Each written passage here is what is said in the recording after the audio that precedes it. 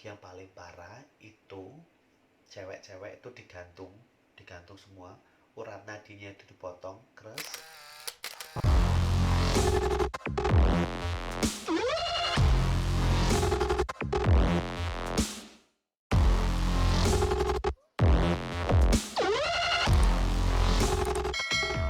Halo guys, apa kabar? Ketemu lagi bareng sama Ko Atma di Sedikit Lebih Dekat. Well, di Sedikit Lebih Dekat kali ini, aku pengen ngajakin kamu buat ngobrol ke salah satu wanita yang ini merupakan wanita yang sangat kejam sekali, karena memang tidak hanya satu dua orang yang dibunuh. Yang dibunuh oleh wanita kejam yang satu ini jumlahnya adalah ratusan. Bahkan wanita yang satu ini juga dinobatkan menjadi wanita terkejam di dunia dan pernah juga dinobatkan di Guinness Book of Record sebagai wanita pembunuh dengan jumlah korban terbanyak. Totalnya adalah 612 orang, kurang lebih ya. Itu dia lakukan beruntun dalam kurang lebih 25 tahun. Mungkin buat kamu yang udah ngerti atau udah pernah dengar tentang kisah wanita terkejam ini atau udah pernah nonton di channel lainnya, bener banget kali ini aku pengen bahas tentang Elizabeth Bathory.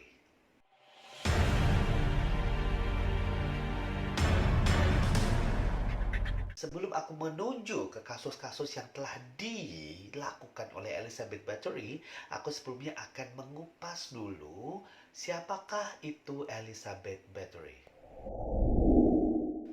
Sebenarnya Elizabeth Bathory ini adalah sosok wanita keturunan kerajaan bangsawan Hungaria dan juga merupakan orang yang terpandang lah, termasuk golongan sultan di Transylvania. Dan ternyata Elizabeth Bathory ini juga merupakan sepupu dari Raja Hungaria, yaitu Stephen Bathory. Ternyata ada fakta juga menunjukkan bahwa Elizabeth Bathory ini merupakan hasil dari perkawinan sedarah papa dan mamanya Elizabeth Bathory itu. Tapi ternyata hasil dari hubungan perkawinan sedarah ini membuat Elizabeth Bathory ini menderita sebuah penyakit bawaan, yaitu epilepsi. Terus yang bikin mencengangkan lagi zaman dulu di Transylvania itu, kalau ada orang yang terkena penyakit epilepsi, terapi penyembuhannya adalah dengan mengoleskan darah di bibir sang penderita. Tapi darahnya ini adalah darah orang yang tidak terkena epilepsi. Jadi gue gede di wasar-wasarke. Ngeri ya. Terus bisa juga darah itu dicampurkan di makanannya sang penderita epilepsi. Bubur, getih, diudak-udak banget. Ada fakta juga yang mengatakan bahwa Elizabeth Bathory ini dari kecil sudah dibiasakan uh, menonton pertunjukan-pertunjukan yang sangat brutal ya. Jadi kayak misalkan pembunuhan itu pertunjukan ya. Apa ya jadi tontonan yang terkait dengan pembunuhan, misalkan ada hukuman pemenggalan atau hukuman mati kayak gitu. Dan juga ternyata Elizabeth Bathory ini juga sudah diajarkan dengan satanisme dan sihir. As time as goes by, Elizabeth Bathory ini tumbuh menjadi gadis yang uh, ya sewajarnya gadis ceria, sehat, dia namanya bangsawan lah ya, makanya kan terjamin, dia kemana-mana juga santai kayak gitu ya wes. Jadi dia menjadi tumbuh seperti layaknya wanita bangsawan pada umumnya. Terus di usia ke-10 tahun Elizabeth Bathory ini sudah ditunangkan ya. Jadi sudah ditunangkan dengan Ferenc Nadasdy. Ini juga merupakan putra bangsawan ya. Jadi di usia 10 tahun Elizabeth Bathory sudah ditunangkan dengan Ferenc Nadasdy dan akhirnya di usia ke-15 tahun, jadi 5 tahun setelah pertunangan, Elizabeth Bathory ini menikah dengan Ferenc Nadasdy yaitu di tanggal 8 Mei 1575. Dan itu dilaksanakan pesta besar-besaran dengan tamu kurang lebih 4.500. Oh. Dan ternyata orang tua dari Elizabeth Bathory ini tidak tanggung-tanggung dalam memberikan hadiah ya. Kalau mungkin kamu dikasih kado sama orang tua kamu tuh apa paling? Motor ya, gue apik banget gue, cincin. Tapi kalau Elizabeth Bathory dan Vanessa Nadasdi, dia diberikan sebuah kastil yang sangat megah dan besar bernama Kastil Cheste. Nah, akhirnya di tahun 1578 Ferenc Nadasdi diangkat menjadi kepala komandan pasukan Hungaria, ya. Jadi kayak udah naik level gitu loh, dan ditunjuk memimpin perang Ottoman. Nah, ternyata Elizabeth Bathory dan juga Ferenc Nadasdi ini tidak kunjung diberikan momongan ya, karena yang satu sibuk perang, yang satu sibuk bisnis, karena Elizabeth Bathory ini juga terkenal businesswoman gitu loh. Tapi ternyata di tahun 1585 lahirlah seorang bayi mungil bernama bukan mungil sebenarnya, bayi cantik bernama Anna Nadasdi ya. Dan akhirnya diikuti oleh keempat saudaranya lagi di tahun-tahun berikutnya. Jadi total anaknya itu ada 5. Nah, terus kira-kira kapankah aksi Elizabeth Bathory ini mulai melakukan pembunuhan? Sabar.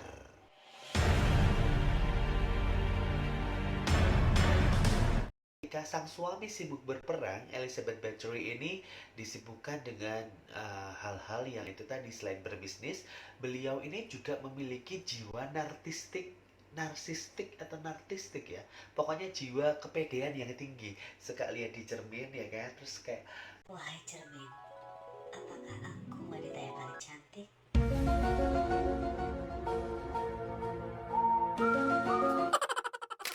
Elizabeth Bathory ini memiliki jiwa narsistik yang tinggi. Kayak dia tuh harus yang paling cantik, harus yang paling oke, kayak gitu. Tapi yang namanya seiring berjalannya waktu ya, mungkin kan udah mulai keriput, longsor, pipinya wis mulai berubah. Akhirnya Elizabeth Bathory juga mentok ya. Jadi kayak dia menemukan sebuah kesedihan, aduh gimana nih, itu ceritanya gimana, apakah Elizabeth Bathory itu curhat atau gimana. Ada seorang pelayan dari Elizabeth Bathory yang bernama Dorothea Dentes atau dipanggil Dorka. Ini mulai menghasut Elizabeth Bathory untuk kembali menekuni sihir dan satanisme. Jadi kayak diajarin lagi, Ya, nek misalkan gue pengen ayu atau meneh, gue mending dia deh. Dolanan klonik. kayak gitu. Nah, yang membuat merinding lagi, ini si Dorka atau Dorothea Dentes tadi menghasut si Elizabeth Bathory kembali untuk menekuni ilmu-ilmu setan itu. Dan untuk menjadi awet muda, Elizabeth Bathory itu harus meminum darah wanita yang masih virgin. Awal-awal Elizabeth Bathory juga masih kayak meragukan, itu bener apa enggak sih, enggak itu terlalu berisiko, kayak gitu-gitu ya Elizabeth Bathory ya. Tapi suatu ketika ini adalah sebuah momen yang akhirnya merubah mindset Elizabeth Bathory untuk getol melakukan satanisme lagi. Jadi suatu ketika itu ada seorang pelayan dari Elizabeth Bathory yang dipanggil oleh Elizabeth Bathory itu ke kamarnya untuk menyisir rambutnya tuh, kayak gitu. Jadi pelayannya kan mulai nyisir tuh, set set. Nah, ada suatu momen di mana rambutnya tuh nyantol gitu loh, apa nyantol, tersangkut gitu loh kan. Rambut kalau panjang kan nggak melulu langsung lembut ya, yang namanya wong sugih ya tetep gue kadang-kadang ya agak temel atau agak-agak apa ya, tersendat gitu. Nah, itu sebenarnya tersendat kecil aja, tapi tiba-tiba Elizabeth Bathory itu marah, langsung dia nggak main tanya-tanya, langsung digampar tuh mulut dari pelayan tersebut. Dear, akhirnya mulut tersebut berdarah. Nah, Dorka lihat tuh dari kejauhan, wait, apa kayak. Nah, Dorka akhirnya marani apa menghampiri Elizabeth Bathory, langsung bilang, nyah, kui selasa mateni itu ada darahnya, langsung aja tuh kamu hisap darahnya, kayak gitu. Nah, akhirnya Elizabeth Bathory menghisap darah dari pelayan yang tadi ditampar. Jadi nggak usah bunuh, dia udah bisa tuh merasakan sensasinya. Ternyata nggak tahu gimana kisahnya itu betul. Saat Elizabeth Bathory itu mulai menghisap darah dan dia melakukan ritual, dia kembali menjadi muda dan akhirnya dia percaya bahwa ternyata memang darah dari perawan itu yang bisa membawa kembali kecantikan dari Elizabeth Bathory. Elizabeth Bathory udah mulai kecanduan gitu loh. Jadi kayak dia manggil pelayan-pelayannya lagi sampai semua pelayan yang muda di kastilnya itu udah habis. Jadi kayak si nom-nom wis ditek ke kabeh wis dipateni oleh Elizabeth Bathory dibantu oleh Dorka. Dorka kurang ajar aja nih Dorka iki. Terus akhirnya Elizabeth Bathory kan bingung, aduh udah habis semua nih, udah nggak ada pelayan lagi. Akhirnya dia dibantu Dorka membuat sebuah uh, lowongan pekerjaan palsu. Nah, ini diumumkan ke seluruh desa kalau kastil tersebut sedang mencari pelayan. Wah, akhirnya berbondong-bondonglah tuh para perempuan-perempuan desa menuju ke kastil tersebut untuk melamar menjadi pelayan. Proses menangani eh, para calon-calon korban tadi ternyata Elizabeth Bathory itu nggak cuma bersama Dorka, tapi dia dibantu oleh pelayan lagi namanya Anna Dracula, bukan Dracula ya, Anna Dracula dan suaminya Anna itu namanya Joe. Berlanjut terus, banyak sekali yang sudah menjadi korban, tapi dia pinter banget tuh menyembunyikan korban-korbannya, jadi kayak menimbulkan kecurigaan gitu loh. Hingga akhirnya pada tanggal 4 Januari 1604, Ferenc Nadasdi meninggal dunia. Dia di usia ke-41 tahun. Ternyata kematian dari Ferenc Nadasdi itu tidak menjadikan Elizabeth Bathory itu menjadi sadar, tapi justru malah semakin membuncah itu loh perasaannya untuk membunuh para gadis-gadis muda. Macam itu tandukku.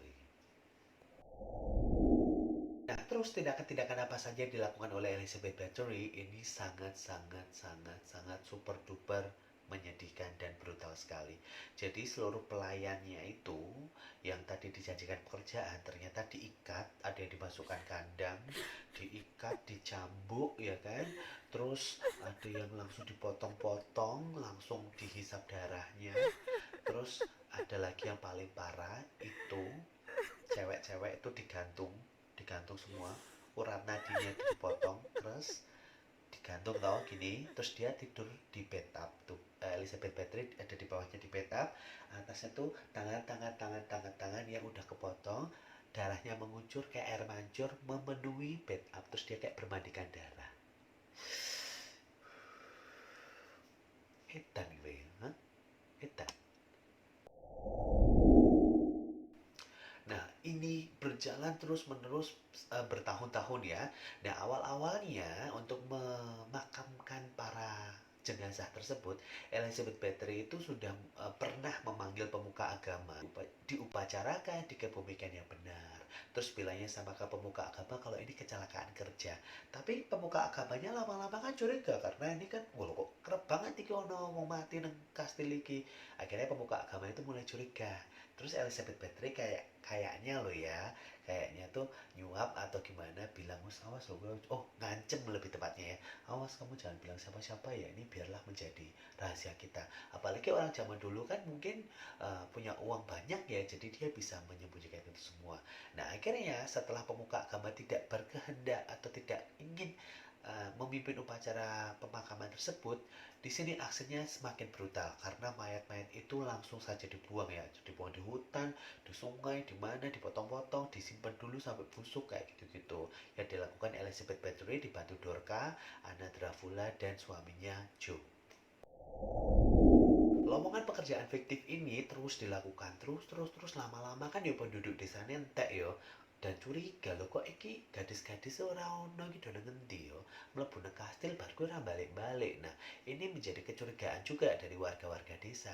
Hingga akhirnya Elizabeth Bathory ini berpikir ya, wah kayaknya aku harus berubah target nih. Nah, targetnya berubah dari yang rakyat jelata sekarang naik tahta, kok naik tahta, naik peringkat menjadi bangsawan-bangsawan tapi yang masih kelas rendah. Ini terus berjalan sampai akhirnya ada salah satu calon korban yang berhasil kabur dan melarikan diri, terus melaporkan ke pihak yang berwajib.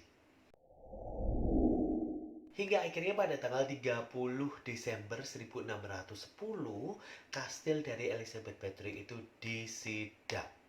Langsung digeledah oleh sepupu dari Elizabeth Bathory sendiri yang bernama Giorgio Turzo. Hal yang mencengangkan itu akhirnya ditemukan banyak sekali mayat-mayat yang bergelimpangan.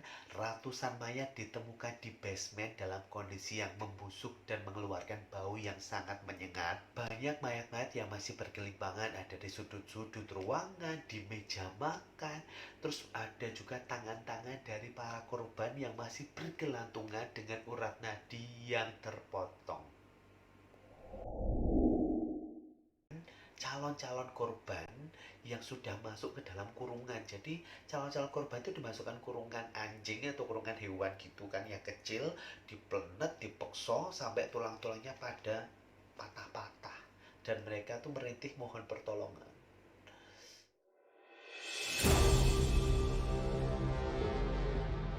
Elizabeth Bathory didakwa telah melakukan tindakan pembunuhan berantai sedikitnya 650 gadis muda.